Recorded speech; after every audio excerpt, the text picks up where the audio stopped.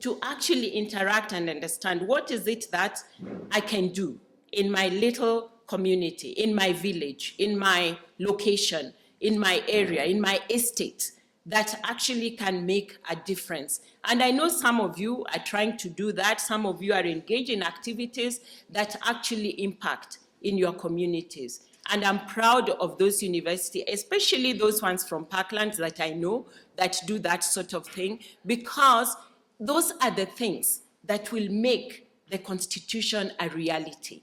Those are the things that will transform this country. Those people you impact upon are the people who will make different decisions about the leaders of this country. I'm sure, unless some spectacular or a miracle happens, that the warring parties or the leaders really get convinced and accept this thing, it will be a real problem. Because the transition is said to be 30 months. And in 30 months you have elections. This is a prescription, you know, Western prescription of things. Peace in African society is not done like that. Never. You don't make peace like that.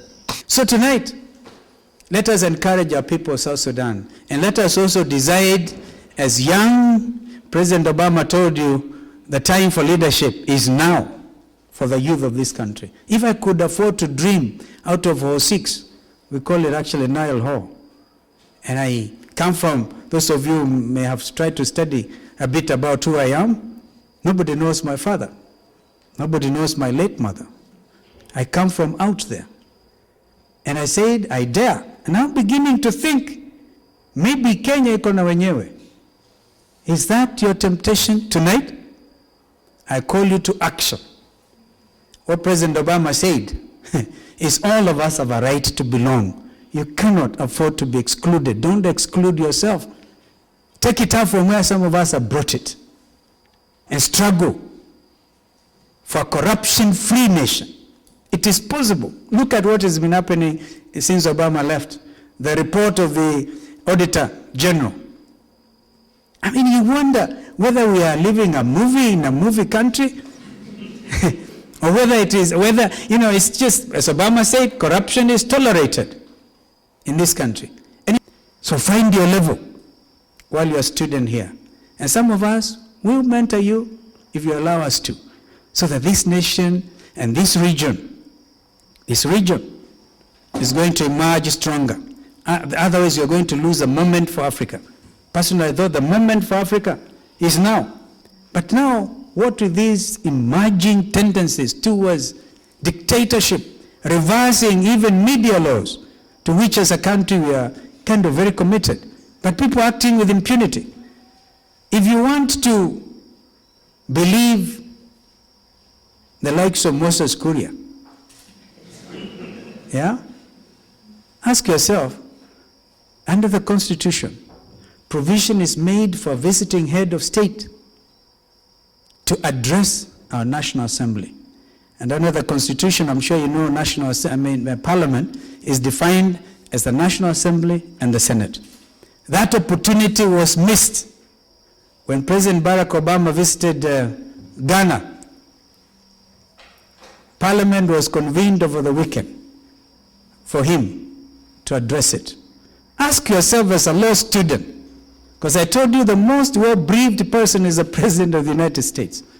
Why is it that President Barack Obama did not address the Kenyan Parliament and instead went to Kasarani and got Dr. Auma to so ably introduce him?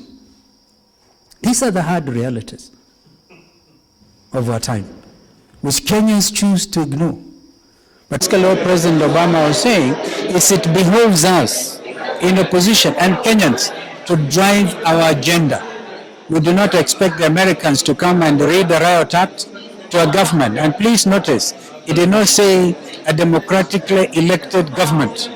He used those words when he went to Addis Ababa about other people. What there is, as I've said before, we have a government that is in office not on account of a popular vote, but on account of a controversial Supreme Court decision. This is the reality. And Americans are very well briefed about this. But the most important thing is the destiny of our country is in our hands. Of my friend Sayum Mesfin. They are trying the best they can because I worked with Sayum Mesfin when we concluded the comprehensive peace agreement. But I think as the host country, Kenya has always been the custodian of the CPA. All right? We will therefore continue to engage people of South Sudan. I have no doubt myself that they will have to find a solution. Do you think but not through sanctions. The issues that remained unresolved after the CPA, are they contributing to the current conflict? What issues? The issues that remained unresolved after the You had Professor Dwok here, because he has his own view, that they should have socialized themselves as a new republic to the reality of their independence. And the need to have inclusivity, the need to have dialogue, because I think we have learned ourselves, and if after 50 years almost 50 years, we're able to come to grief, killing each other in our streets. How about a young country like the Republic of South Sudan? Okay.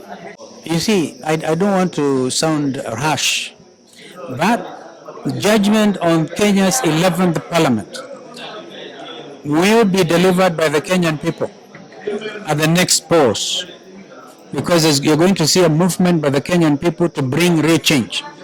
You cannot have a parliament. Not all the members, of course, have failed the Kenyan people. Yeah, I have my own party members there. But I'm calling on the National Assembly to rise up to the challenge. The fact that President Obama could not even have the courage to address them tells a lot about this parliament. All right? The leadership of it, the speakership of it, and everything. And the members, the constitutional committees. All right? So, and it is, the chicken are coming home to roost pretty soon. Because, again, I must remind ourselves, under the Constitution, this country needs that opportunity to have a visiting superstar of a president. Because whoever else comes to address after Barack Obama, surely, if Barack Obama did not address them, what are you thinking about? Who else do you think can match that stature?